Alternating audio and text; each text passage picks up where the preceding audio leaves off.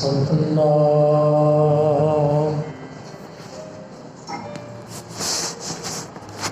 ਧੰਨਵਾਦ ਗੁਰੂ ਸਾਹਿਬ ਜੀ। ਸੂਰਾ ਸੋ ਪਹਿਚਾਨੀਐ ਜੋ ਲਰੈ ਦੀਨ ਕੇ ਤਾ ਪੁਰਜਾ ਕਟ ਮਰੈ ਕਬੂ ਨ ਛਾੜੈ ਖੇਤ ਗਗਨੰਦ ਮਾਮਾ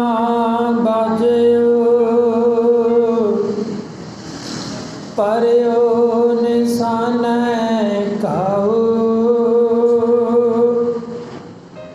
ਖੇਤ ਜੋ ਮਾਂਡਿਓ ਸੂਰਮਾ ਅਬ ਜੂਜਨ ਕੋ ਦਾਉ ਖੇਤ ਜੋ ਮਾਂਡਿਓ ਸੂਰਮਾ ਅਬ ਜੂਜਨ ਕੋ ਦਾਉ।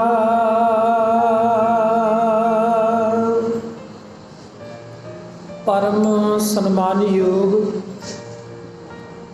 ਜੁਗੋ ਜੁਗ ਅਟਲ ਚਵਰ ਛਤਰ ਤਖਤ ਦੇ ਮਾਲਕ ਧੰਨ ਧੰਨ ਸਾਹਿਬ ਸ੍ਰੀ ਗੁਰੂ ਗ੍ਰੰਥ ਸਾਹਿਬ ਸੱਚੇ ਪਾਤਸ਼ਾਹ ਜੀ ਦੀ ਪਾਵਨ ਪਵਿੱਤਰ ਗੋਹ ਦੇ ਅੰਦਰ ਜੁੜ ਬੈਠੇ ਸਤ ਸੰਗੀ ਜਨੋ, ਆਪ ਜੀ ਵੱਡੇ ਭਾਗਾ ਵਾਲੇ ਹੋ। ਅੰਮ੍ਰਿਤ ਵੇਲੇ ਤੋਂ ਸਤਿਗੁਰਾਂ ਦੀ ਗੋਦ ਦੇ ਅੰਦਰ ਆਪ ਜੀ ਨਿੱਘ ਮਾਣ ਰਹੇ ਹੋ। ਸੋ ਸ੍ਰੀ ਸੁਖਮਨੀ ਸਾਹਿਬ ਜੀ ਦੀ ਪਾਵਨ ਬਾਣੀ ਦੇ ਪਾਠ ਆਪ ਜੀ ਨੇ ਸਰਵਣ ਕੀਤੇ ਹੈ। ਆਓ ਜੀ, ਜਿੱਥੇ ਆਪ ਜੀ ਤਨ ਕਰਕੇ ਸਰੀਰ ਕਰਕੇ ਸਤਿਗੁਰਾਂ ਦੇ ਪਾਵਨ ਦਰਬਾਰ ਅੰਦਰ ਜੁੜ ਬੈਠੇ ਹੋ, ਮਨ ਦੀਆਂ ਸੁਰਤੀਆਂ ਬਿਰਤੀਆਂ ਨੂੰ ਇਕਾਗਰ ਕਰਦੇ ਹੋਏ ਰਸਨਾ ਨੂੰ ਕਰੀਏ ਪਵਿੱਤਰ। ਪਿਆਰ ਸਤਿਕਾਰ ਦੇ ਨਾਲ ਫਤਿਹ ਬੁਲਾਓ। ਆਖੋ ਜੀ ਵਾਹਿਗੁਰੂ ਜੀ ਕਾ ਖਾਲਸਾ ਵਾਹਿਗੁਰੂ ਜੀ ਕੀ ਫਤਿਹ। ਜੋ ਆਪ ਜੀ ਨੂੰ ਭਲੀ ਪ੍ਰਕਾਰ ਪਤਾ ਹੈ ਕਿ ਜੂਨ ਮਹੀਨਾ ਜੋ ਕਿ ਸਾਡੇ ਸਭਨਾਂ ਦੇ ਲਈ ਹੀ ਇਤਨੇ ਕੁ ਅਸਹਿ ਕਸ਼ਟ ਦਰਦ ਲੈ ਕੇ ਆਇਆ ਹੈ ਕਿ ਇੱਕ ਕਵੀ ਨੇ ਬੜੀਆਂ ਸੁੰਦਰ ਲਾਈਨਾਂ ਲਿਖੀਆਂ ਨੇ। ਉਹ ਕਹਿੰਦਾ ਹੈ, ਜਦ ਜੂਨ ਮਹੀਨਾ ਆਉਂਦਾ ਸਾਡੇ ਸੀਨੇ ਪਾਉਂਦਾ ਛੇਕ। ਅੱਗੇ ਬੜਾ ਸੁੰਦਰ ਉਚਾਰਨ ਕੀਤਾ ਹੈ ਕਵੀ ਨੇ। ਕਹਿੰਦੇ, ਤੂੰ ਲਾਂਬੂ ਲਾਇਆ ਤਖਤ ਨੂੰ ਸਾਨੂੰ ਅੱਜ ਵੀ ਦਿੰਦਾ ਸੇਕ।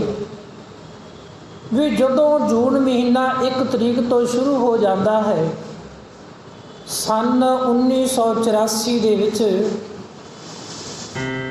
ਮੈਂ ਉਸ ਤੋਂ ਪਹਿਲਾਂ ਥੋੜ੍ਹਾ ਜਿਹਾ ਆਪ ਜੀ ਦੇ ਨਾਲ ਜੂਨ 1984 ਤੋਂ ਪਹਿਲਾਂ ਜੋ ਵੀ ਪਲੈਨਿੰਗ ਤਿਆਰ ਹੋਈ ਸਰਕਾਰ ਦੀ, ਉਸ ਬਾਰੇ ਥੋੜ੍ਹੀ ਜਿਹੀ ਜਾਣਕਾਰੀ ਦੀ ਸਾਂਝ ਪਾ ਕੇ ਅੱਗੇ ਚੱਲਾਂ। ਕਿਉਂਕਿ ਜਿਹੜਾ ਘੱਲੂਘਾਰਾ ਹੈ, ਘੱਲੂਘਾਰੇ ਦਾ ਅਰਥ ਹੀ ਇਹ ਹੈ ਕਿ ਮਲੀਆ ਮੇਟ ਕਰ ਦੇਣਾ, ਖਤਮ ਸਰਵਨਾਸ਼ ਕਰ ਦੇਣਾ। ਸਿੱਖ ਧਰਮ ਦੇ ਵਿੱਚ 3 ਘੱਲੂਘਾਰੇ ਹੋਏ ਨੇ ਜੀ।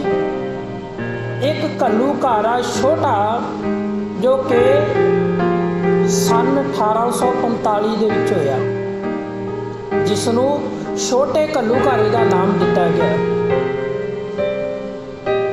ਜੋ ਕਿ ਕਾਹਨੂੰਵਾਨ ਦੇ ਜੰਗਲਾਂ ਦੇ ਵਿੱਚ ਗੁਰਦਾਸਪੁਰ ਦੀ ਧਰਤੀ ਦੇ ਉੱਪਰ ਉਹ ਵਾਪਰਿਆ। ਦੂਸਰਾ ਘੱਲੂਘਾਰਾ ਹੋਇਆ ਸੰਨ 1862 ਦੇ ਵਿੱਚ।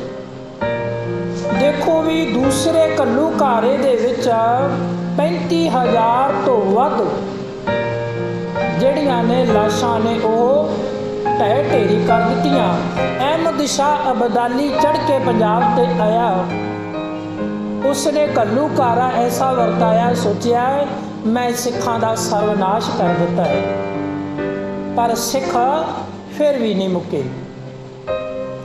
ਹੁਣ ਤੀਸਰਾ ਘੱਲੂਘਾਰਾ ਵਾਪਰਿਆ ਹੈ, ਜਿਸ ਦਾ ਪਹਿਲਾ ਪਲਾਨ ਸੀ ਸਨਡਾਊਨ। ਇਹ ਤਿੰਨ ਆਪਰੇਸ਼ਨ ਸਾਧਨੇ ਸਨ ਇੰਦਰਾ ਗਾਂਧੀ ਨੇ ਪੰਜਾਬ ਦੀ ਧਰਤੀ ਤੇ। ਪਹਿਲਾ ਸੀ ਸਨਡਾਊਨ, ਦੂਸਰਾ ਸੀ ਬਲੂ ਸਟਾਰ ਤੇ ਤੀਸਰਾ ਸੀ ਵੁਡਰੋਸ। ਇਹ ਤਿੰਨ ਆਪਰੇਸ਼ਨ ਉਹਨੇ ਸਿੱਖਾਂ ਦੇ ਉੱਪਰ ਪੰਜਾਬ ਦੀ ਧਰਤੀ ਤੇ ਦਾਗਣੇ ਸਨ। ਜਿਹੜੀ ਇਸ 84 ਦੇ ਘੱਲੂਘਾਰੇ ਦੀ ਸ਼ੁਰੂਆਤ ਹੈ 1981 ਦੇ ਵਿੱਚ ਹੀ ਇਹਦੀ ਤਿਆਰੀ ਸ਼ੁਰੂ ਹੋ ਗਈ ਸੀ।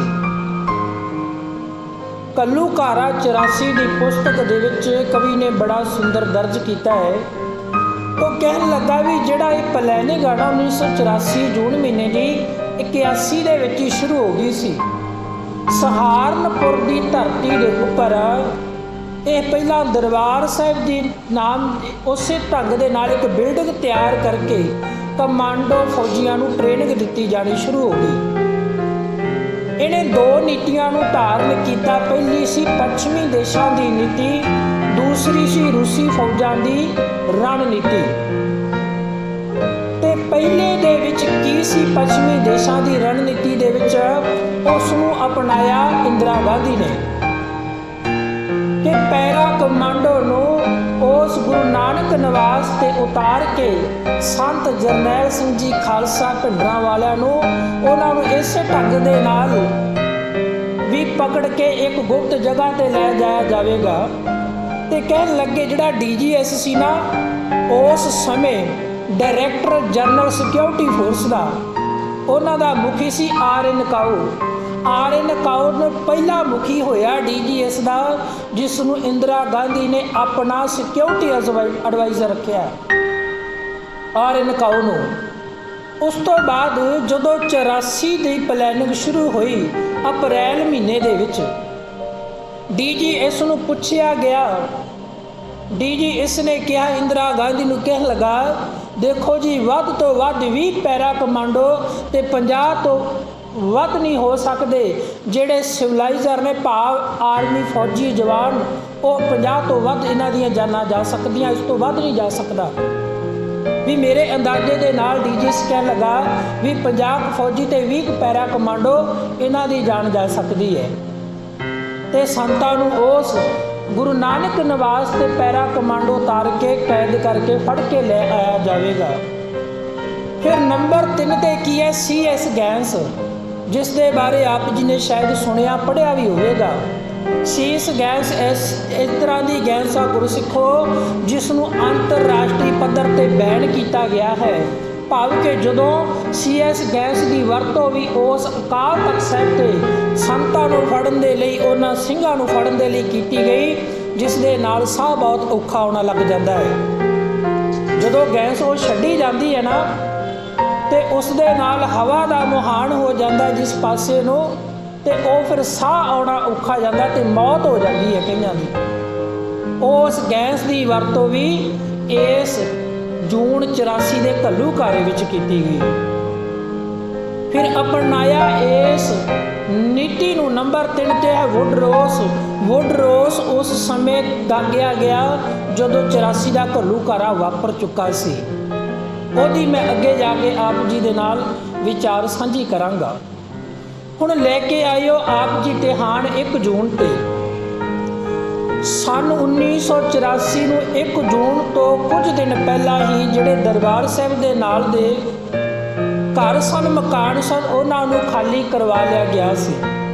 ਕੁਝ ਦਾ ਜਿਹੜੀ ਸੰਗਤ ਸੀ, ਲੋਕ ਸਨ, ਆਲੇ ਦੁਆਲੇ ਦਰਬਾਰ ਸਾਹਿਬ ਦੇ ਆਪਣੇ ਮਕਾਨਾਂ ਦੇ ਵਿੱਚ ਰਿਹਾਇਸ਼ੀ ਤੌਰ 'ਤੇ ਰਹਿ ਰਹੇ ਸਨ। ਕਈਆਂ ਨੇ ਡਰਦਿਆਂ ਹੋਇਆਂ ਹੀ ਖਾਲੀ ਕਰ ਦਿੱਤੇ ਤੇ ਕਈਆਂ ਨੂੰ ਜ਼ਬਰਦਸਤੀ ਭੇਜ ਦਿੱਤਾ ਗਿਆ ਖਾਲੀ ਕਰਕੇ ਆਰਮੀ ਨੇ। ਹੁਣ ਜਦੋਂ 1 ਜੂਨ ਨੂੰ ਸ਼੍ਰੀ ਹਰਿਮੰਦਰ ਸਾਹਿਬ ਦਰਬਾਰ ਸਾਹਿਬ ਦੇ ਵਿੱਚ ਇਤਿਹਾਸਕਾਰ ਲਿਖਦਾ ਹੈ ਕਿ ਤਕਰੀਬਨ 11:30-12 ਵਜੇ ਦਾ ਸਮਾਂ ਹੈ ਜਦੋਂ ਗੋਲੀਆਂ ਦੀ ਫਾਇਰਿੰਗ ਸ਼ੁਰੂ ਹੋਈ। ਲਗਾਤਾਰ 7-8 ਘੰਟੇ ਗੋਲੀਬਾਰੀ ਸ਼ੁਰੂ ਹੋਈ, ਜਿਸ ਦੇ ਵਿੱਚ 26 ਵਿਅਕਤੀਆਂ ਦੀ ਪਹਿਲੇ ਦਿਨ ਉਹਨਾਂ ਨੂੰ ਗੋਲੀਆਂ ਲੱਗੀਆਂ ਨੇ ਤੇ ਉਹ ਹਾਦਸਾਗ੍ਰਸਤ ਹੋ ਗਏ, ਭਾਵ ਜ਼ਖਮੀ ਹੋ ਗਏ ਤੇ 11 ਮੌਤਾਂ ਪਹਿਲੇ ਦਿਨ ਹੋਈਆਂ ਨੇ, ਸ਼ਹੀਦੀਆਂ ਹੋਈਆਂ ਨੇ, ਜਿਨ੍ਹਾਂ ਦੇ ਵਿੱਚ ਸ਼੍ਰੀ ਅਕਾਲ ਤਖਤ ਸਾਹਿਬ ਦੇ ਉਸ ਭੋਰਾ ਸਾਹਿਬ ਦੇ ਵਿੱਚ ਰਹਿਣ ਵਾਲੇ ਪਹਿਲੇ ਸ਼ਹੀਦ ਭਾਈ ਮਹਿੰਗਾ ਸਿੰਘ ਜੀ ਹੋਏ ਨੇ, ਜਿਨ੍ਹਾਂ ਨੂੰ ਗੋਲੀਆਂ ਲੱਗੀਆਂ ਨੇ ਤੇ ਉਹਨਾਂ ਨੇ ਸ਼ਹੀਦੀ ਪ੍ਰਾਪਤ ਕੀਤੀ ਹੈ। ਫਿਰ ਉਸ ਤੋਂ ਬਾਅਦ ਮਹਿੰਗਾ ਸਿੰਘ ਤੋਂ ਬਾਅਦ ਕੁਝ ਦਿਨਾਂ ਦੇ ਸਮੇਂ ਤੇ ਇਤਿਹਾਸਕਾਰ ਲਿਖਦਾ ਉਹਨਾਂ ਦੀ ਪਤਨੀ ਬੀਬੀ ਪ੍ਰੀਤਮ ਕੌਰ, ਉਹਨਾਂ ਦੀਆਂ 2 ਲੜਕੀਆਂ ਵਾਹਿਨੂਰ ਕੌਰ ਤੇ ਵਾਹਿਗੁਰੂ ਕੌਰ, ਜਿਨ੍ਹਾਂ ਨੂੰ ਬੀਬੀ ਨੇ ਉਹਨਾਂ ਟੈਂਕਾਂ ਦੇ ਥੱਲੇ ਸੁੱਟ ਦਿੱਤਾ ਬੰਬ ਬੰਨ੍ਹ ਕੇ ਲੜਕੀਆਂ ਦੇ ਨਾਲ। ਉਹ ਟੈਂਕ ਵੀ ਉੱਡ ਗਏ ਤੇ ਲੜਕੀਆਂ ਵੀ ਸ਼ਹੀਦੀ ਪ੍ਰਾਪਤ ਕਰ ਗਈਆਂ। ਉਹ 2 ਬੱਚੀਆਂ ਹੋਈਆਂ ਨੇ। 7-8 ਘੰਟੇ ਦਾ ਲਗਾਤਾਰ ਸਮਾਂ ਗੋਲੀਬਾਰੀ ਸ਼ੁਰੂ ਹੋਈ। ਫਿਰ ਦੂਸਰੇ ਦਿਨ 2 ਜੂਨ ਦੇ ਦਿਨ ਆਪਾਂ ਧਿਆਨ ਲੈ ਕੇ ਚਲੀਏ, ਗੁਰਸਿੱਖੋ ਜਿਸ ਜਗ੍ਹਾ ਤੋਂ ਸ੍ਰੀ ਹਰਿਮੰਦਰ ਸਾਹਿਬ ਦਰਬਾਰ ਸਾਹਿਬ ਤੋਂ ਆਨੰਦ ਦੀਆਂ ਧੁਨਾਂ ਉੱਠਦੀਆਂ ਕਰਿਆ ਕਰਦੀਆਂ ਨੇ, ਉੱਥੇ 1 ਜੂਨ ਤੋਂ ਲਗਾਤਾਰ 7 ਘੰਟੇ ਗੋਲੀਆਂ ਦੀ ਆਵਾਜ਼ ਆ ਰਹੀ ਹੈ, ਗੋਲੀਬਾਰੀ ਸ਼ੁਰੂ ਹੋ ਰਹੀ ਹੈ।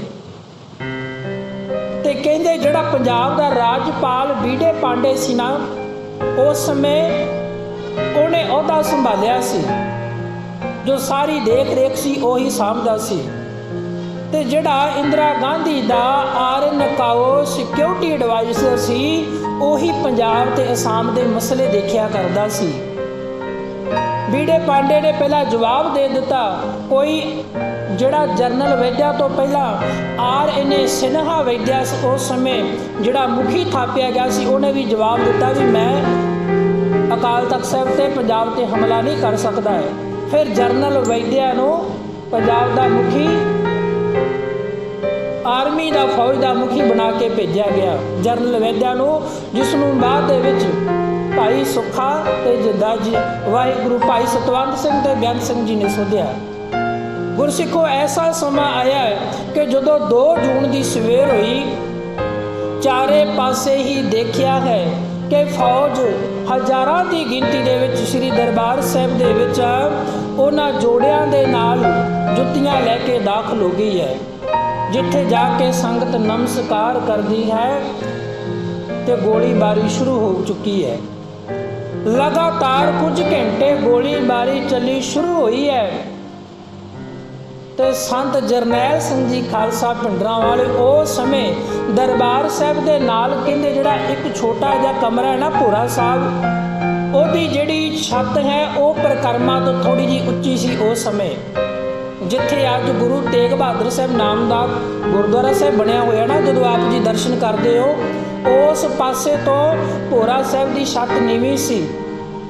ਸੰਤ ਜਰਨੈਲ ਸਿੰਘ ਜੀ ਭਿੰਡਰਾਂਵਾਲਿਆਂ ਦੇ ਨਾਲ 2 ਸੁਬੇਗ ਸਿੰਘ ਹੋਏ ਨੇ, ਇੱਕ ਤਾਂ ਜਰਨਲ ਸੁਬੇਗ ਸਿੰਘ ਹੋਇਆ ਜੀ ਤੇ ਦੂਸਰਾ ਸੀ ਸਾਬਕਾ ਫੌਜੀ ਸੁਬੇਗ ਸਿੰਘ। ਇਹ 2 ਹੋਏ ਨੇ ਇਤਿਹਾਸ ਦੇ ਵਿੱਚ ਸਨ 84 ਦੇ ਘੱਲੂਘਾਰੇ ਦੇ ਵਿੱਚ। ਕਹਿੰਦੇ ਨੇ ਉਸ ਪਾਸੇ ਤੋਂ ਜਦੋਂ ਉਹਨਾਂ ਨੇ ਕੰਧ ਭੰਨ ਕੇ ਜਿਹੜੀ ਉਸ ਕੰਧ ਦੇ ਨਾਲ ਲਾਈਟ ਮਸ਼ੀਨ ਗੰਨਾਂ ਫਿੱਟ ਕੀਤੀਆਂ ਗਈਆਂ, ਕਿਉਂਕਿ ਸਾਰੀ ਪਰਿਕਰਮਾ ਕਵਰੇਜ ਦੇ ਵਿੱਚ ਸੀ ਉਸ ਜਗ੍ਹਾ ਤੋਂ। ਤੇ ਪਹਿਲੇ ਦਿਨ ਦੀ ਜਿਹੜੀ ਗੋਲਾਬਾਰੀ 7 ਘੰਟੇ ਲਗਾਤਾਰ ਹੋਈ ਹੈ, ਉਹ ਇੱਕ ਕਾਰਨ ਸੀ ਫੌਜ ਦਾ ਗੋਲੀਬਾਰੀ ਕਰਨ ਦਾ ਕਿ ਸਿੱਖਾਂ ਦੇ ਕੋਲ ਪਤਾ ਕਰੀਏ ਹਥਿਆਰ ਕਿਹੜੇ ਕਿਹੜੇ ਨੇ ਇਹਨਾਂ ਕੋਲ। ਜਦੋਂ 12 ਬੋਰ ਦੇ ਅੰਦਰੋਂ ਫਾਇਰਿੰਗ ਆਉਣੀ ਸ਼ੁਰੂ ਹੋਈ ਤੇ ਹੱਸ ਕੇ ਜਿਹੜੇ ਫੌਜ ਦੇ ਮੁਖੀ ਕਹਿਣ ਲੱਗੇ, ਇਹ 12 ਬੋਰ ਦੀਆਂ ਜਿਹੜੀਆਂ ਗੰਨਾਂ ਨੇ ਸਾਡਾ ਕੀ ਵਿਗਾੜ ਸਕਦੀਆਂ ਨੇ। ਹੱਸ ਕੇ ਮੁਸਕਰਾ ਕੇ ਕਹਿਣ ਲੱਗੇ, ਪਰ ਜਦੋਂ 3 ਜੂਨ ਦੀ ਸਵੇਰ ਹੋਈ ਨਾ, ਅੰਦਰੋਂ ਲਾਈਟ ਮਸ਼ੀਨ ਗੰਨਾਂ ਦੀ ਕਾੜ ਕਾੜ ਕਰਕੇ ਆਵਾਜ਼ ਆਉਣੀ ਸ਼ੁਰੂ ਹੋਈ ਤੇ ਸਾਰਿਆਂ ਦੇ ਤੋਤੇ ਉੱਡ ਗਏ ਨੇ ਵੀ ਇਹ ਭਾਣਾ ਕੀ ਵਾਪਰ ਗਿਆ। ਗੋਲੀ ਇਸ ਤਰ੍ਹਾਂ ਵੱਜਦੀ ਸੀ ਕਿ ਜਿਹੜੇ ਪੁਣੀਆਂ ਪਾਰ ਹੋ ਕੇ ਫੌਜੀ ਉਸ ਅਕਾਲ ਤਖਤ ਸਾਹਿਬ ਵੱਲ ਨੂੰ ਜਾ ਰਹੇ ਸਨ, ਗੁਰਸਿੱਖੋ ਉਹਨਾਂ ਨੂੰ ਕੂੜੀਆਂ ਭਾਰ ਜਾਣਾ ਵੀ ਔਖਾ ਹੋ ਗਿਆ ਸੀ। ਸਮਝ ਨਹੀਂ ਆ ਰਹੀ ਸੀ ਗੋਲੀ ਕਿਹੜੇ ਪਾਸੋਂ ਆ ਰਹੀ ਹੈ। ਫਿਰ ਅਕਾਲ ਤਖਤ ਸਾਹਿਬ ਦੇ ਖੱਬੇ ਪਾਸੇ ਇੱਕ ਲਾਲ ਰੰਗ ਦੀ ਉਸ ਸਮੇਂ ਬਿਲਡਿੰਗ ਸੀ, ਇੱਟਾਂ ਦੀ ਬਣਾਈ ਹੋਈ, ਲਾਹੌਰੀ ਇੱਟਾਂ ਦੀ, ਜਿਸ ਦੇ ਵਿੱਚ ਸਿੰਘਾਂ ਨੇ ਮੋਰਚੇ ਲਗਾਏ ਸਨ। ਸਾਰੇ ਬੁੰਗਿਆਂ ਦੇ ਵਿੱਚ ਮੋਰਚੇ ਲਗਾਏ ਗਏ ਸਨ। ਪਰ ਆਰਮੀ ਨੂੰ ਕਹਿੰਦੇ ਅਖੀਰ ਸਮੇਂ ਤੱਕ, ਸਾਕਾ ਨੀਲਾ ਤਾਰਾ ਕਿਤਾਬ ਦੇ ਵਿੱਚ ਕਹਿੰਦੇ ਕੁਲਦੀਪ ਬਰਾੜ ਲਿਖਦਾ ਹੈ, ਸਾਨੂੰ ਅਖੀਰ ਤੱਕ ਪਤਾ ਨਹੀਂ ਲੱਗੀ ਕਿ ਸਿੱਖਾਂ ਦੇ ਕੋਲ ਇੰਨਾ ਹਥਿਆਰ ਕਿੱਥੋਂ ਆਇਆ ਹੈ ਤੇ ਗੋਲੀ ਕਿਹੜੇ ਪਾਸੇ ਤੋਂ ਆ ਰਹੀ ਹੈ। ਜਿਵੇਂ ਧਰਤੀ ਦੇ ਵਿੱਚੋਂ ਗੋਲੀਆਂ ਨਿਕਲਦੀਆਂ ਨੇ ਨਾ, ਇਸ ਤਰ੍ਹਾਂ ਗੋਲੀਆਂ ਸਾਡੇ ਫੌਜੀਆਂ ਦੇ ਸੀਨਿਆਂ ਦੇ ਵਿੱਚ, ਮੱਥਿਆਂ ਦੇ ਵਿੱਚ ਆ ਕੇ ਵੱਜ ਰਹੀਆਂ ਸਨ। ਜਿਹੜਾ ਖੱਬੇ ਪਾਸੇ ਅਕਾਲ ਤਖਤ ਸਾਹਿਬ ਦੇ ਉਸ ਸਮੇਂ ਇੱਕ ਲਾਲ ਰੰਗ ਦੀ ਬਿਲਡਿੰਗ ਸੀ, ਉਹਦੇ ਵਿੱਚ ਸਿੰਘਾਂ ਨੇ ਆਪਣੇ ਇਕੱਠ ਦੇ ਨਾਲ ਬਹੁਤ ਹੀ ਵੱਡੀ ਗਿਣਤੀ ਦੇ ਵਿੱਚ ਲਾਈਟ ਮਸ਼ੀਨ ਗੰਨਾਂ LMG ਫਿੱਟ ਕੀਤੀਆਂ ਹੋਈਆਂ ਸਨ ਤੇ ਉਸ ਜਗ੍ਹਾ ਤੇ ਕਾਰਤੂਸ ਬਾਰੂਦ ਗੋਲਾ ਰੱਖਿਆ ਹੋਇਆ ਸੀ। ਉਸ ਜਗ੍ਹਾ ਤੋਂ ਕੁਝ ਨੀਵੀਂ ਜਗ੍ਹਾ ਤੇ ਆ ਕੇ, ਕੁਝ ਠੰਡੀ ਜਗ੍ਹਾ ਤੇ ਉਹਨਾਂ ਨੇ ਇਸ ਤਰ੍ਹਾਂ ਦਾ ਬਾਰੂਦ ਭਰ ਕੇ ਰੱਖ ਰੱਖਿਆ ਹੈ ਕਿ ਜਿਸ ਤਰ੍ਹਾਂ ਵੀ ਜਦੋਂ ਕੋਈ ਅਟੈਕ ਆਉਂਦਾ ਸੀ, ਕੋਈ ਟੈਂਕ ਆਉਂਦਾ ਸੀ, ਕੋਈ ਹਮਲਾ ਕਰਦਾ ਸੀ ਤਾਂ ਐਟੋਮੈਟਿਕ ਹੀ ਉਹ ਜਿਹੜੇ ਕਹਿੰਦੇ ਬਾਰੂਦ ਸੀ ਫਟ ਜਾਂਦਾ ਸੀ। ਬਹੁਤ ਨੁਕਸਾਨ ਹੋਇਆ 3 ਜੂਨ ਨੂੰ ਉਸ ਭਾਰਤੀ ਫੌਜ ਦਾ। ਫਿਰ ਸ਼ਰਤਾਂ ਇਹ ਰੱਖੀਆਂ ਗਈਆਂ ਸਨ ਕਿ ਦਰਬਾਰ ਸਾਹਿਬ ਤੇ ਹਮਲਾ ਜਿਹੜੀ ਮਰਜ਼ੀ ਢੰਗ ਦੇ ਨਾਲ ਕਰੋ, ਅਕਾਲ ਤਖਤ ਸਾਹਿਬ ਕੋਈ ਖਾਸ ਵੱਡੀ ਬਿਲਡਿੰਗ ਨਹੀਂ, ਉਹਨਾਂ ਦੇ ਕਹਿਣ ਦੇ ਮੁਤਾਬਕ ਤੁਸੀਂ ਇਹਨੂੰ ਢਹਿ ਢੇਰੀ ਕਰ ਦਿਓ, ਮਿੱਟੀ ਕਰ ਦਿਓ। ਗੁਰਸਿੱਖੋ, ਇੱਥੋਂ ਤੱਕ ਵੀ ਜਨਰਲ ਵੈਦਿਆ ਨੇ ਕਿਹਾ ਫੌਜ ਦੇ ਸਾਰੇ ਸੂਬੇਦਾਰਾਂ ਨੂੰ, ਸਾਰੇ ਫੌਜ ਮੁਖੀਆਂ ਨੂੰ, ਉਹ ਕਹਿਣ ਲੱਗਾ ਕਿ ਜਿੱਥੋਂ ਤੱਕ ਹੈ ਕਿਸੇ ਦੀ ਬੇਪਤ ਹੁੰਦੀ ਹੈ, ਇੱਜ਼ਤ ਲੁੱਟੀ ਜਾਂਦੀ ਹੈ, ਰੇਪ ਕੀਤਾ ਜਾਂਦਾ, ਬਲਾਤਕਾਰ ਕੀਤਾ ਜਾਂਦਾ, ਜੋ ਮਰਜ਼ੀ ਕਰੋ, ਤੁਹਾਡੇ ਉੱਪਰ ਕੋਈ ਐਕਸ਼ਨ ਨਹੀਂ ਆਵੇਗਾ। ਆਪ ਜੀ ਇਤਿਹਾਸ ਤੋਂ ਜਾਣੂ, ਮਾਫ ਕਰਿਆ ਜੇ ਕਿ ਕਿਤਨਾ ਉਸ ਸਮੇਂ ਸਾਡੇ ਪਰਿਵਾਰਾਂ ਦੇ ਨਾਲ ਜਿਨ੍ਹਾਂ ਨੇ ਅੱਜ ਤਸ਼ੱਦਦ ਉਸ ਸਮੇਂ ਹੰਢਾਇਆ ਨਾ, ਜਾਂ ਤੇ ਉਹ ਪਰਿਵਾਰ ਜਾਣਦੇ ਨੇ ਜੋ ਅਕਾਲ ਪੁਰਖ ਵਾਹਿਗੁਰੂ ਜਾਣਦਾ ਹੈ, ਜਿਨ੍ਹਾਂ ਪਰਿਵਾਰਾਂ 'ਤੇ ਭਾਣਾ ਵਾਪਰਿਆ ਉਸ ਸਮੇਂ, ਪਰ ਉਹਨਾਂ ਨੇ ਫਿਰ ਵੀ ਗੁਰੂ ਦਾ ਭਾਣਾ ਮਿੱਠਾ ਕਰਕੇ ਮੰਨਿਆ। ਗੁਰਸਿੱਖੋ, ਐਸਾ ਸਮਾਂ ਆਇਆ ਹੈ ਜਦੋਂ ਸ੍ਰੀ ਅਕਾਲ ਤਖਤ ਸਾਹਿਬ ਨੂੰ ਢਹਿ ਢੇਰੀ ਕਰਨ ਦੇ ਲਈ ਇੰਦਰਾ ਗਾਂਧੀ ਦੇ ਕੋਲ ਜਨਰਲ ਵੈਦਿਆ ਨੇ ਕਿਹਾ ਕਿ ਵਿਜੇਤਾ ਟੈਂਕਾਂ ਦੀ ਲੋੜ ਹੈ, ਕਿਸੇ ਢੰਗ ਦੇ ਨਾਲ ਦਰਬਾਰ ਸਾਹਿਬ ਦੀ ਪਰਿਕਰਮਾ ਦੇ ਵਿੱਚ ਟੈਂਕ ਚਾੜੇ ਜਾਣਗੇ ਤੇ ਤਾਂ ਜਾ ਕੇ ਇਹਦੇ ਅਕਾਲ ਤਖਤ ਸਾਹਿਬ ਦੇ ਵਿੱਚੋਂ ਉਹ ਸੰਤਾਂ ਨੂੰ ਫੜਿਆ ਜਾ ਸਕਦਾ ਹੈ। ਤੇ 7 ਵਿਜੇਤਾ ਟੈਂਕਾਂ ਨੂੰ ਦਰਬਾਰ ਸਾਹਿਬ ਦੀ ਪਰਿਕਰਮਾ ਦੇ ਵਿੱਚ ਵਾੜਿਆ ਗਿਆ। ਇੱਥੋਂ ਤੱਕ ਵੀ ਇੰਦਰਾ ਗਾਂਧੀ ਨੇ ਕਿਹਾ ਕਿ ਅਕਾਲ ਤਖਤ ਸਾਹਿਬ ਨੂੰ ਢਹਿ ਢੇਰੀ ਕਰਨ ਦੇ ਲਈ ਜੋ ਵੀ ਤੁਹਾਨੂੰ ਪੈਰਾ ਕਮਾਂਡੋ ਚਾਹੀਦਾ ਹੈ, ਜੋ ਵੀ ਮਿਲਟਰੀ ਚਾਹੀਦੀ ਹੈ, ਜੋ ਵੀ ਤੁਹਾਨੂੰ ਜਹਾਜ਼ ਚਾਹੀਦੇ ਨੇ, ਤੇ ਉਹਦੇ ਨਾਲ ਹਮਲਾ ਕਰਕੇ ਅਕਾਲ ਤਖਤ ਸਾਹਿਬ ਨੂੰ ਖਤਮ ਕਰ ਦਿਓ। ਤੇ ਗੁਰਸਿੱਖੋ, ਉਸ ਸਮੇਂ ਸ੍ਰੀ ਅਕਾਲ ਤਖਤ ਸਾਹਿਬ ਤੇ ਹਮਲਾ ਐਸਾ ਹੋਇਆ ਕਿ ਅੱਧੋ ਜ਼ਿਆਦਾ ਅਕਾਲ ਤਖਤ ਸਾਹਿਬ ਢਹਿ ਢੇਰੀ ਹੋ ਗਿਆ। ਫਿਰ ਜਿਹੜੀ ਇਤਿਹਾਸਕਾਰ ਲਿਖਦਾ ਹੈ ਕਿ 4 ਜੂਨ ਨੂੰ ਸ੍ਰੀ ਦਰਬਾਰ ਸਾਹਿਬ ਹਰਿਮੰਦਰ ਸਾਹਿਬ ਦੇ ਵਿੱਚ ਪੱਛਮ ਦੀ ਦੱਖਣੀ ਬਾਹੀ ਦੇ ਵੱਲੋਂ ਕਹਿੰਦੇ ਐਸਾ ਗੋਲਾਬਾਰੀ ਹੋਈ, ਐਸੇ ਬਰੂਦ ਦੇ ਨਾਲ, ਵੱਡੇ ਵੱਡੇ ਤੋਪਖਾਨਿਆਂ ਦੇ ਨਾਲ, ਵੱਡੇ ਵੱਡੇ ਗਿਣਤੀ ਦੇ ਵਿੱਚ ਉਹ ਗੋਲਾਬਾਰੀ ਹੋਣੀ ਸ਼ੁਰੂ ਹੋ ਗਈ। ਇੱਕ ਗੋਲੀ ਸ੍ਰੀ ਗੁਰੂ ਗ੍ਰੰਥ ਸਾਹਿਬ ਮਹਾਰਾਜ ਦੇ ਉੱਪਰ ਆ ਕੇ ਲੱਗੀ, ਜਿਸ ਦੇ ਜਿਲਦ ਪੰਨੇ ਤੋਂ ਲੈ ਕੇ 268 ਅੰਗਾਂ ਤੱਕ ਗੁਰੂ ਗ੍ਰੰਥ ਸਾਹਿਬ ਮਹਾਰਾਜ ਜੀ ਦੇ, ਜਿੱਥੇ ਆਪਾਂ ਪੜ੍ਹਦੇ ਆ ਨਾ ਦਰਬਾਰ ਸਾਹਿਬ ਦੇ ਵਿੱਚ ਗੁਰੂ ਗ੍ਰੰਥ ਸਾਹਿਬ ਮਹਾਰਾਜ ਪ੍ਰਕਾਸ਼ ਮਾਨ ਨੇ 268 ਅੰਗ, ਜਿੱਥੇ ਸੁਖਮਨੀ ਸਾਹਿਬ ਦੀ ਪਾਵਨ ਬਾਣੀ ਦਾ ਪਾਠ ਚੱਲਦਾ ਹੈ, 8ਵੀਂ 9ਵੀਂ ਅਸ਼ਟਪਦੀ ਸ਼ੁਰੂ ਹੁੰਦੀ ਹੈ, ਇਸ ਜਗ੍ਹਾ ਤੇ ਆ ਕੇ 268 ਅੰਗ ਉਸ ਗੋਲੀ ਦੇ ਨਾਲ ਫੱਟੜ ਹੋ ਗਏ ਨੇ, ਜਿਨ੍ਹਾਂ ਦੇ ਆਪ ਜੀ ਨੇ ਪਿਛਲੇ ਦਿਨੀ ਦਰਸ਼ਨ ਵੀ ਕੀਤੇ ਨੇ ਸ਼ਾਇਦ TV ਦੇ ਉੱਪਰ ਸਰੂਪ ਦੇ। 37 ਵਰਿਆਂ ਦੇ ਬਾਅਦ ਆਪਾਂ ਅੱਜ ਉਹਨਾਂ ਸ਼ਹੀਦਾਂ ਨੂੰ ਸ਼ਰਧਾ ਦੇ ਫੁੱਲ ਭੇਟ ਕਰ ਰਹੇ ਹਾਂ। ਤੇ ਜਿਨ੍ਹਾਂ ਨੇ ਆਪਾ ਕੁਰਬਾਨ ਕਰ ਦਿੱਤਾ। ਗੁਰਸਿੱਖੋ 4 ਜੂਨ ਨੂੰ ਦਰਬਾਰ ਸਾਹਿਬ ਦੇ ਵਿੱਚ ਐਸੀ ਗੋਲਾਬਾਰੀ ਹੋਈ ਕਿ ਜਰਨਲ ਸੁਬੇਗ ਸਿੰਘ ਨੇ ਆਪਣੀ ਫੌਜ ਕਮਾਂਡ ਦੇ ਨਾਲ ਦੇਖਿਆ ਹੈ ਕਿ ਫੌਜ ਨੇ ਪੈਰਾ ਕਮਾਂਡੋ ਮਿਲਟਰੀ ਉਤਾਰਨੀ ਸ਼ੁਰੂ ਕਰ ਦਿੱਤੀ। ਭਾਈ ਅਮਰੀਕ ਸਿੰਘ ਜੋ ਕਿ ਉੱਪਰਲੇ ਬੁੰਗੇ ਦੇ ਉੱਪਰ ਜਾ ਕੇ ਦੇਖਦੇ ਨੇ, ਜਰਨਲ ਸੁਬੇਗ ਸਿੰਘ ਨੂੰ ਦੱਸਿਆ, ਕਹਿਣ ਲੱਗੇ, ਜਰਨਲ ਸਾਹਿਬ, ਇਹ ਮਿਲਟਰੀ ਨੇ ਉੱਪਰ ਜਹਾਜ਼ ਦੇ ਨਾਲ ਪੈਰਾ ਕਮਾਂਡੋ ਉਤਾਰਨੀ ਸ਼ੁਰੂ ਕਰ ਦਿੱਤੀ ਹੈ। ਜਿਹੜੇ 2 ਜਹਾਜ਼ ਸੀ ਸਾਹਮਣੇ ਲੰਗਰ ਹਾਲ ਦੇ ਉੱਪਰ ਖਾਲੀ ਹਵਾ ਦੇ ਵਿੱਚ ਖੜਾ ਕੇ ਖੜੇ ਕਰ ਚੁੱਕੇ ਸਨ।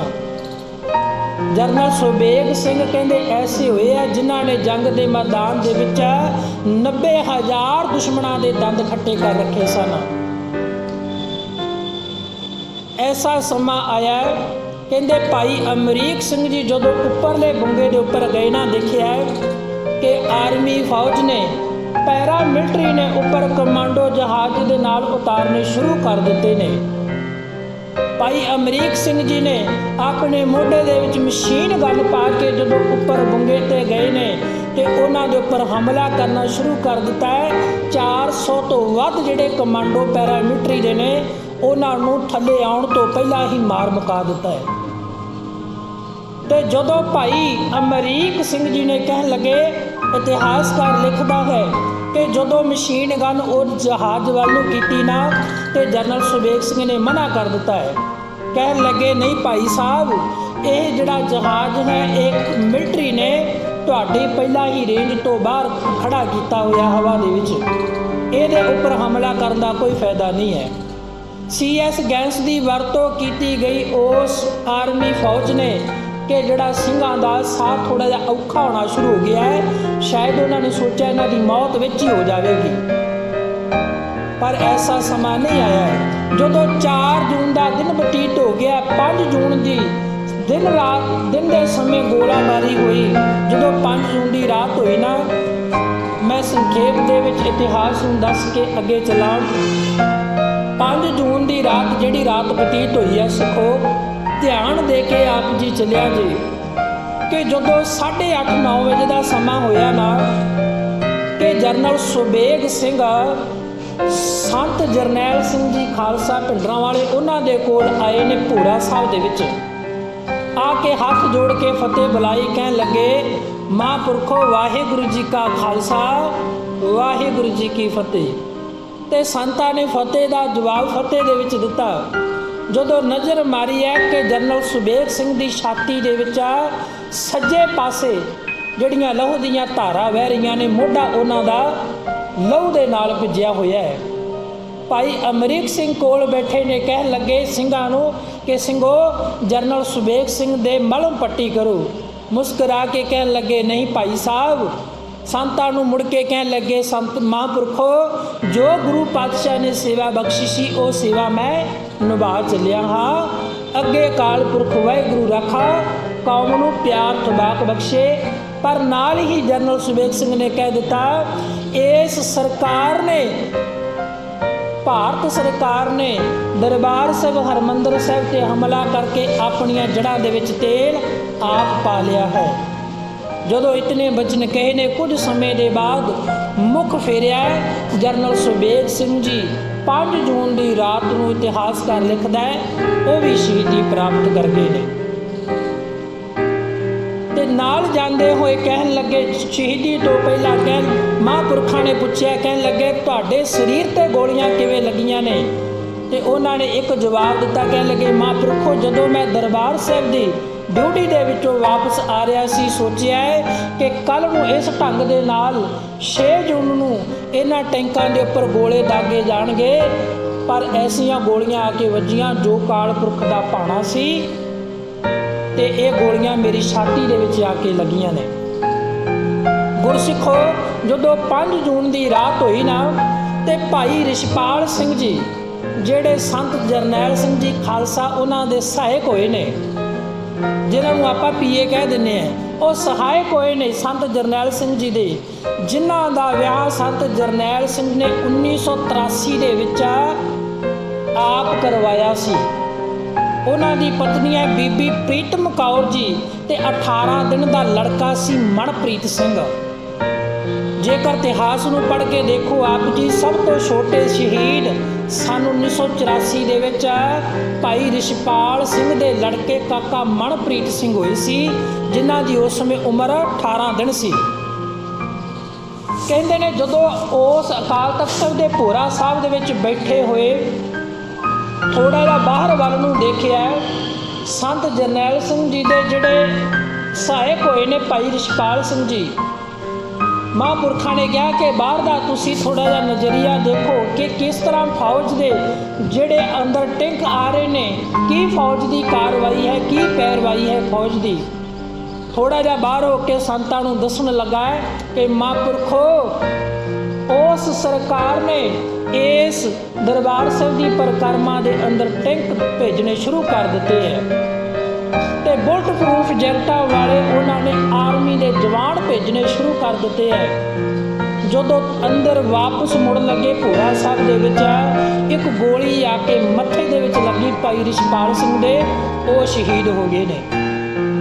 ਜਦੋਂ ਆਪਣੇ ਪਤੀ ਦੀ ਲਾਸ਼ ਨੂੰ ਅੰਦਰ ਖਿੱਚਣ ਲੱਗੀ ਹੈ ਬੀਬੀ ਪ੍ਰੀਤਮ ਕੌਰ, ਕਹਿੰਦੇ ਇੱਕ ਗੋਲੀ ਪਤਾ ਨਹੀਂ ਕਿਹੜੇ ਪਾਸੇ ਤੋਂ ਆ ਕੇ ਲੱਗੀ ਤੇ ਉਹ ਗੋਲੀ ਜਿਹੜਾ ਦੁੱਧ ਚੁੰਘ ਰਿਹਾ ਬੱਚਾ ਸੀ ਨਾ ਕਾਕਾ ਮਨਪ੍ਰੀਤ ਸਿੰਘ, ਉਹਦੇ ਮੱਥੇ ਦੇ ਵਿੱਚ ਲੱਗੀ, ਮੱਥਾ ਦੋ ਫਾੜ ਹੋ ਗਿਆ, ਗੋਲੀ ਛਾਤੀ ਦੇ ਵਿੱਚ ਲੱਗ ਗਈ, ਉਹ ਭੈਣ ਪ੍ਰੀਤਮ ਕੌਰ ਦੀ ਛਾਤੀ ਦੇ ਵਿੱਚ।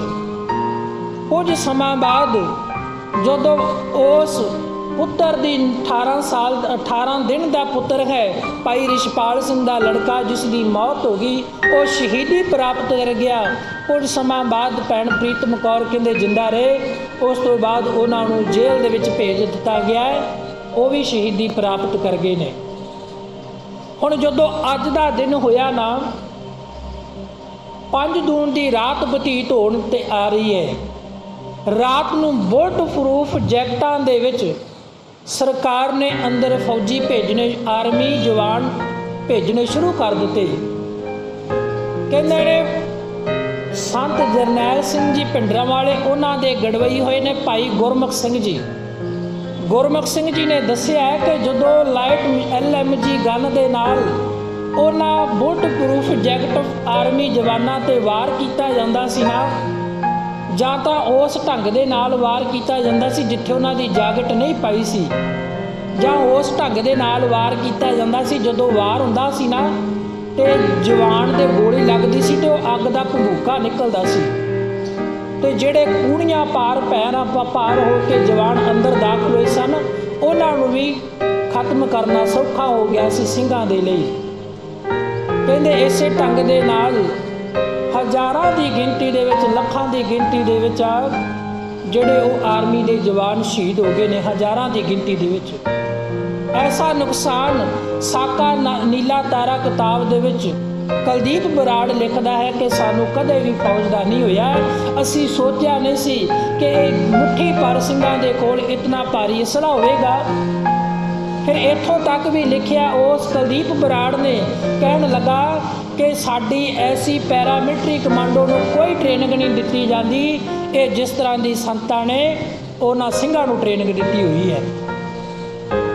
ਜਦੋਂ 6 ਜੂਨ ਦੀ ਸਵੇਰ ਹੋਈ ਨਾ ਤੇ ਭਾਈ ਗੁਰਮੁਖ ਸਿੰਘ ਜੀ ਥੋੜ੍ਹਾ ਜਿਹਾ ਬਾਹਰ ਦਰਬਾਰ ਸਾਹਿਬ ਦੇ ਦਰਸ਼ਨ ਕਰਕੇ ਆਏ ਨੇ।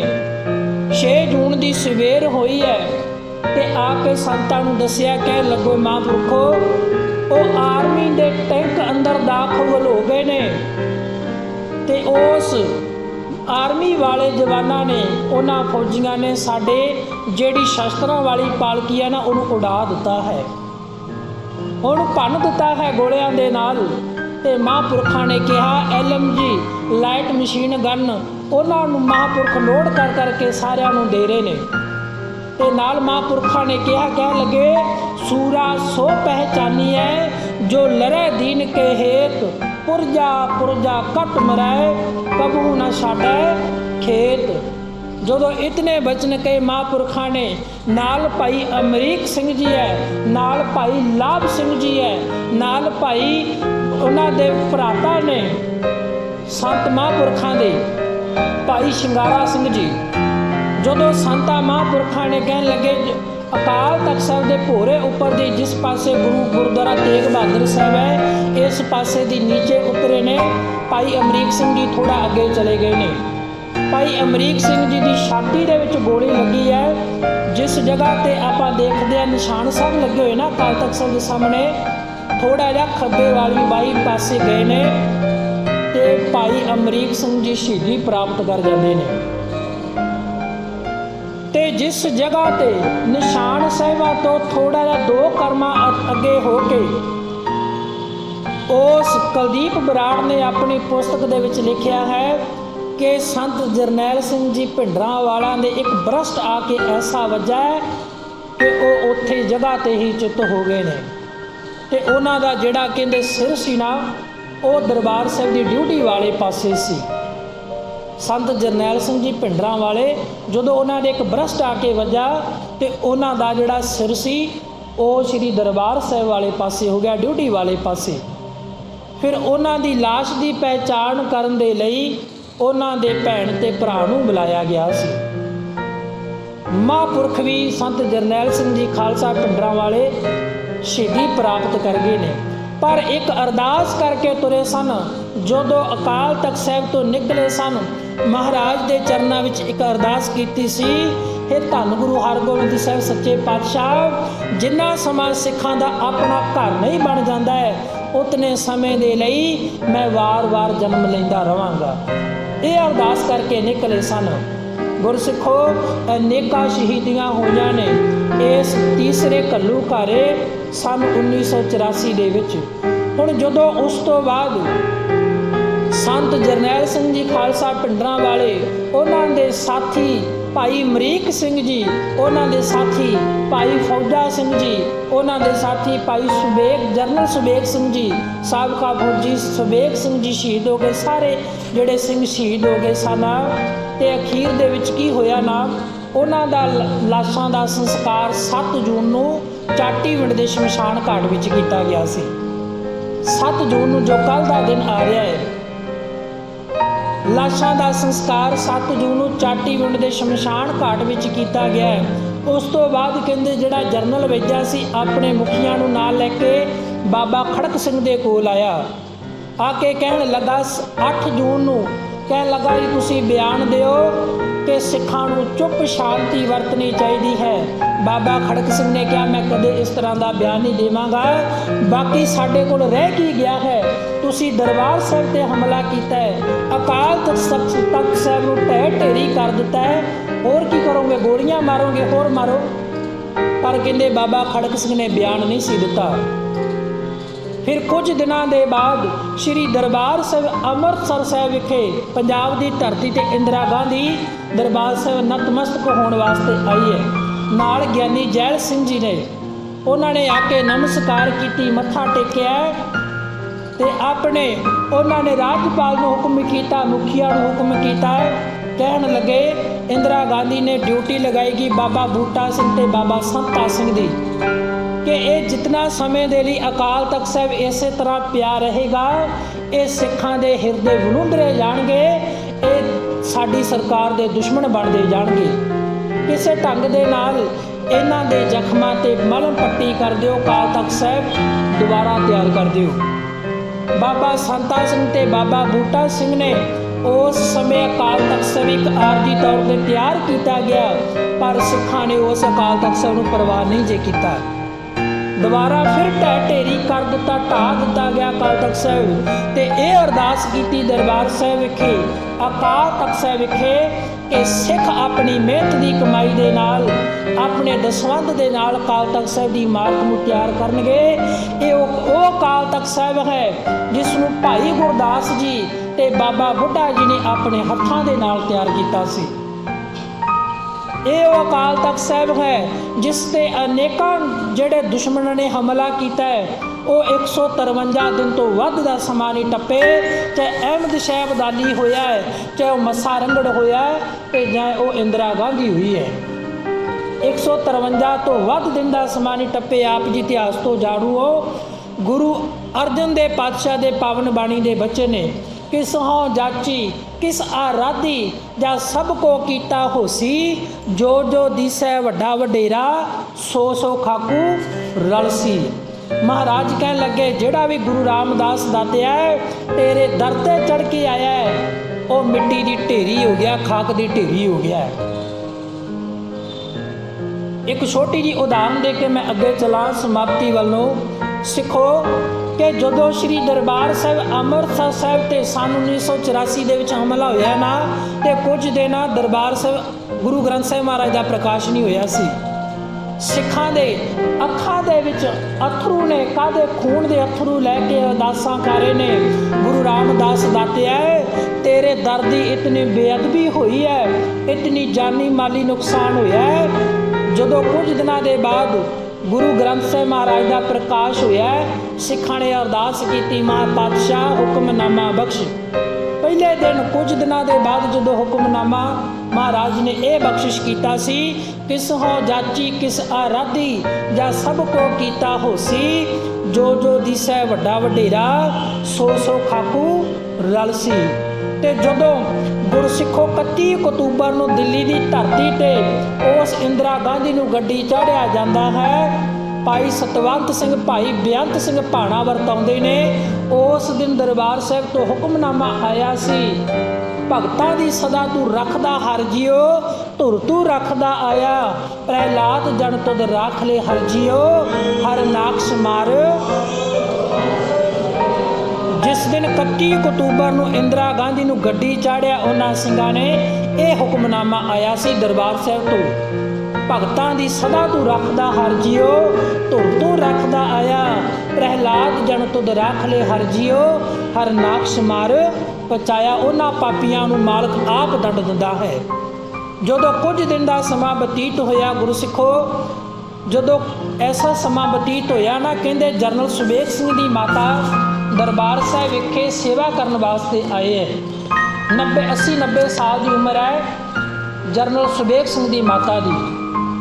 ते पत्रकार ने पहचान लिया, कहन लगे माता बड़ा सुंदर हुंदा सी ये दरबार साहिब बड़ा सोहना हुंदा सी। माता मुस्कुरा के कहन लगी नहीं पुत्र ये अज भी उन्ना सोहना है जिन्ना पहले दिन तो सोहना सी ये अज भी उन्ना सोहना है। कहने माता ने कहा पुत्र देखो जिन्हां दियां जमीनां विक जाया करदियां ने उन्होंने कोई नहीं पुछदा ते जिन्हां ने अपने जमीर गुरु के लेखे ला दी जमीर नहीं विकण दिती उन्हां दियां तस्वीरां अज बाजारां दे विच विकदियां पईयां ने। संत जरनैल सिंह जी खालसा पिंडरां वाले यही बचन किया करते सन कि जमीर का मर जाना यकीनन मौत है शरीर के मरण मैं मौत नहीं गिनदा। जिन्हां दी जमीर विक जाती है वो भाई हमेशा लई जिउंदे जी ही मरिया वर्गे हो जाते हैं। जदों कुछ समा बाद सब तो पहला जिहड़ा सी ऑपरेशन वो सनडाउन सी जिसका असी अर्थ मलिया मेट कर देना ब्लू स्टार घल्लूघारा। नंबर 2 ते आ जाता ब्लू स्टार सिखां दा सर्वनाश करने की कोशिश की गई। ते नंबर 3 ते आ गया सी वुड रोस। वुड रोस का अर्थ सी जिस तरह जंगल दे विचों गुलाब चुन चुन कट्टे जाते ना इस ढंग दे नाल बयान दिता गया। दिल्ली की धरती तो इंदिरा गांधी ने उन्हें ये बयान दिता सी कि जिहड़े सिख ने पंजाब की धरती ते खून खराबा कर रहे हैं। ते नाल ये भी बयान दिता गया सी सन 84 का घल्लूघारा वापरन तो पहला जदों 1 जून नूं 7 घंटे लगातार गोलाबारी हुई सी ते अकाल तख्त साहिब के जथेदार ने हुक्म दिता सी कि दरबार साहिब दे विच कोई असला लैके ना आवे, कोई मशीन गन ना लैके आवे, कोई गोला बरूद ना लैके आवे। भाव संत जरनैल सिंह जी भिंडरा वालियां दी सीधी विरोधता सी। उदों पहला ही फौज दरबार साहिब दे विच जुत्तियां दे नाल जोड़ियां दे नाल लाइसेंसी हथियार लैके वो दरबार साहिब दे विच दाखिल हो चुके सन। ऐसा समा आया वुड रोस ऑपरेशन दागिया गया सिखां दे उपर। पिंडां दे विचों आप जी जिहड़े बजुर्ग बैठे हो इन्हां ने सुनिया होवेगा देखिया होवेगा कि वुड रोस ऑपरेशन के नाम ते घरां दे विचों खाड़कू कह कह के पुत मार दिते। खेत काम करन वास्ते पुत्र गया है वो लाशा नहर दे विच रुड़ियां जांदियां देखियां ने। ਘਰੋਂ ਪੁੱਤ ਖੇਡਣ ਵਾਸਤੇ ਗਿਆ, ਕੰਮ ਧੰਦੇ ਗਿਆ, ਉਹਨੂੰ ਖਾੜਕੂ ਕਹਿ ਕੇ ਮਾਰ ਦਿੱਤਾ ਹੈ। ਭਾਵ ਕੋਈ ਕਿਸੇ ਦੀ ਪੁੱਛ ਗਿੱਛ ਨਹੀਂ ਹੋਈ, ਸਿਰਫ ਸਿੱਖਾਂ ਦੇ ਵਾਸਤੇ ਇਹ ਵੁੱਡਰੋਸ ਆਪਰੇਸ਼ਨ ਦਾਗਿਆ ਗਿਆ ਹੈ। ਗੁਰੂ ਸਿੱਖੋ, ਬੜੇ ਸੁੰਦਰ ਕਵੀ ਨੇ ਕੁਝ ਸਤਰਾਂ ਦੇ ਵਿੱਚ ਬਿਆਨ ਕੀਤਾ ਹੈ। ਸਮਾਪਤੀ ਵੱਲ ਨੂੰ ਮੈਂ ਆਵਾਂ।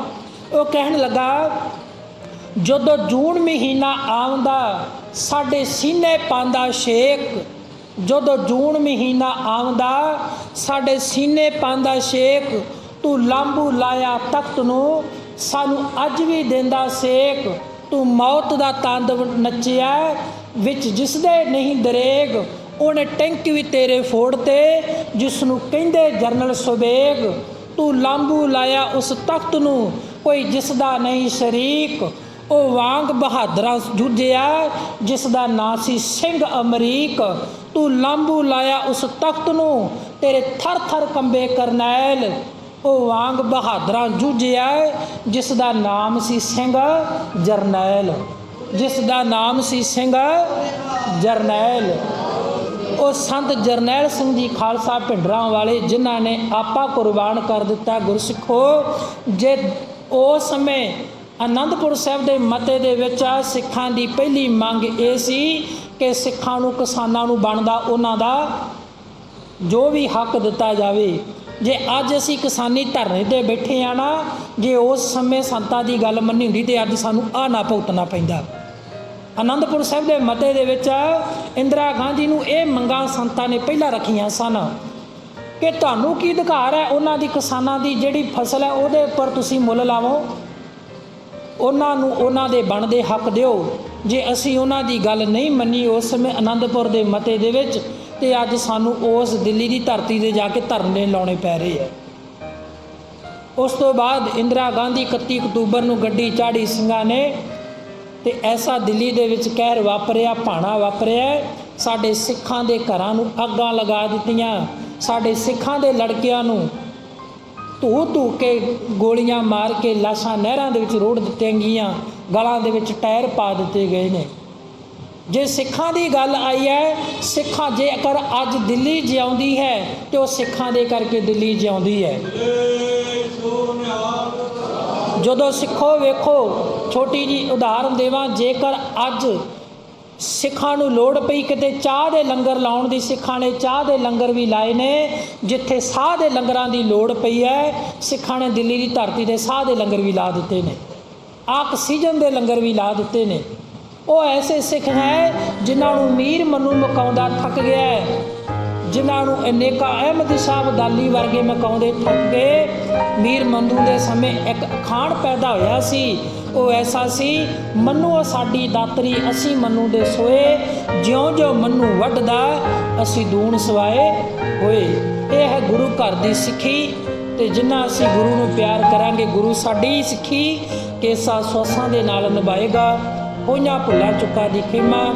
ਇਹ 37 ਵਰੇ ਹੋ ਗਏ ਸ਼੍ਰੀ ਦਰਬਾਰ ਸਾਹਿਬ ਅਕਾਲ ਤਖਤ ਸਾਹਿਬ 'ਤੇ ਹਮਲਾ ਹੋਏ ਨੂੰ। 37 ਵਰੇ ਉਹਨਾਂ ਦਰਬਾਰ ਸਾਹਿਬ ਦੇ ਵਿੱਚ, ਅਕਾਲ ਤਖਤ ਸਾਹਿਬ ਦੇ ਵਿੱਚ ਹੋਏ ਸ਼ਹੀਦ ਸਿੰਘ ਸਿੰਘਣੀਆਂ ਦੀ, ਜਿੰਨੇ ਵੀ ਛੋਟੇ ਨੇ ਵੱਡੇ ਨੇ, ਉਹਨਾਂ ਸਾਰਿਆਂ ਦੀ ਸ਼ਹੀਦੀ ਨੂੰ ਕੋਟ-ਕੋਟ ਪ੍ਰਣਾਮ। ਹੋਈਆਂ ਭੁੱਲਾਂ ਚੁੱਕਾ ਦੀ ਖਿਮਾ। ਇੱਕ ਗੱਲ ਯਾਦ ਰੱਖਿਆ ਜੇ ਆਪ ਜੀ ਕਿ ਸਭ ਤੋਂ ਛੋਟੇ ਸ਼ਹੀਦ ਨੇ ਭਾਈ ਰਿਸ਼ਪਾਲ ਸਿੰਘ ਦੇ ਪੁੱਤਰ ਕਾਕਾ ਮਨਪ੍ਰੀਤ ਸਿੰਘ ਹੋਣੇ, ਜਿਨ੍ਹਾਂ ਦੀ ਉਮਰ ਕੇਵਲ 18 ਦਿਨ ਸੀ, ਜਿਹੜੇ ਸੰਤ ਜਰਨੈਲ ਸਿੰਘ ਜੀ ਭਿੰਡਰਾਂ ਵਾਲਿਆਂ ਦੇ ਸਹਾਇਕ ਹੋਏ ਨੇ। ਉਹਨਾਂ ਦੀ ਪਤਨੀ ਦੀ ਛਾਤੀ ਦੇ ਵਿੱਚ ਗੋਲੀ ਲੱਗੀ, ਉਹਨਾਂ ਦੇ ਪਤੀ ਦੇ ਸਿਰ ਦੇ ਵਿੱਚ ਗੋਲੀ ਲੱਗੀ, ਪੁੱਤਰ ਦੇ ਮੱਥੇ ਵਿੱਚ ਗੋਲੀ ਲੱਗੀ। ਜਦੋਂ ਪੁੱਤਰ ਦਾ ਜਿਹੜਾ ਮੱਥਾ ਸੀ ਦੁਫਾੜ ਹੋ ਗਿਆ, ਉਹ ਸਾਰੇ ਸ਼ਹੀਦੀ ਪ੍ਰਾਪਤ ਕਰ ਗਏ ਨੇ। ਹੋਈਆਂ ਭੁੱਲਾਂ ਚੁੱਕਾ ਦੀ ਖਿਮਾ। ਗੁਰੂ ਗ੍ਰੰਥ ਸਾਹਿਬ ਮਹਾਰਾਜ ਕਿਰਪਾ ਕਰਨ। ਸਾਡੇ ਗੁਰੂ ਨੇ ਇਹੀ ਸਾਨੂੰ ਦੱਸਿਆ ਕਿ ਭਾਈ ਜੇਕਰ ਤੁਹਾਡੇ ਉੱਪਰ ਕੋਈ ਜ਼ੁਲਮ ਕਰਦਾ, ਜ਼ੁਲਮ ਸਹਿਣਾ ਵੀ ਪਾਪ ਹੈ ਤੇ ਜ਼ੁਲਮ ਕਰਨਾ ਵੀ ਪਾਪ ਹੈ। ਠੀਕ ਹੈ। ਤੇ ਅਸੀਂ ਜੇਕਰ ਪਿਆਰ ਦੇ ਨਾਲ ਕਹਿ ਦਈਏ, ਪਿਆਰ ਦੇ ਨਾਲ ਕਿਸੇ ਨੇ ਸਾਨੂੰ ਰਾਜ ਭਾਗ ਨਹੀਂ ਦੇਣਾ, ਧਰਮ ਬਣਾਉਣਾ ਹੈ, ਰਾਜ ਲੈ ਹੈ। ਤੇ ਜੇਕਰ ਅਸੀਂ ਕਹਿ ਦਈਏ ਵੀ ਅਸੀਂ ਪਿਆਰ ਸਤਿਕਾਰ ਦੇ ਨਾਲ ਇਹਨਾਂ ਤੋਂ ਹੱਕ ਲੈ ਲਈਏ, ਕੋਈ ਸਾਨੂੰ ਪਿਆਰ ਦੇ ਨਾਲ ਹੱਕ ਨਹੀਂ ਦਿੰਦਾ। ਹੁਣ ਦੇਖ ਲਓ 7-8 ਮਹੀਨੇ ਹੋ ਗਏ ਆ, 9 ਮਹੀਨੇ ਹੋ ਗਏ ਆ, ਦਿੱਲੀ ਦੀ ਧਰਤੀ ਦੇ ਕਿਸਾਨਾਂ ਨੂੰ ਧਰਨਾ ਲਗਾਇਆ ਹੋਇਆ। ਉਹ ਆਪਣੇ 3 ਕਾਨੂੰਨ, ਕਾਲੇ ਕਾਨੂੰਨ ਵਾਪਸ ਨਹੀਂ ਲੈ ਰਹੇ। ਸਿਰਫ ਹੱਕ ਲੈਣ ਵਾਸਤੇ ਹੀ ਅਸੀਂ ਉੱਥੇ ਤੜਫ ਰਹੇ ਹਾਂ ਨਾ। ਸਾਡੇ ਪਰਿਵਾਰ ਦਿਨ ਰਾਤ ਉੱਥੇ ਜਾ ਰਹੇ ਆ ਨਾ। ਕਿਤਨੀਆਂ ਉਸ ਜਗ੍ਹਾ 'ਤੇ ਜਿਹੜੇ ਪਰਿਵਾਰ ਜਾਂਦੇ ਨੇ, ਕਿਸੇ ਦਾ ਰਸਤੇ ਦੇ ਵਿੱਚ ਮੌਤ ਹੋ ਜਾਂਦੀ ਹੈ, ਕਿਸੇ ਦੀ ਉੱਥੇ ਮੌਤ ਹੋ ਜਾਂਦੀ ਹੈ। ਸਿਰਫ ਹੱਕ ਲੈਣ ਵਾਸਤੇ ਲੜ ਰਹੇ ਆ, ਪਰ ਹੱਕ ਸਾਨੂੰ ਇਸ ਤਰ੍ਹਾਂ ਨਹੀਂ ਮਿਲੇ। ਤੇ ਨਾ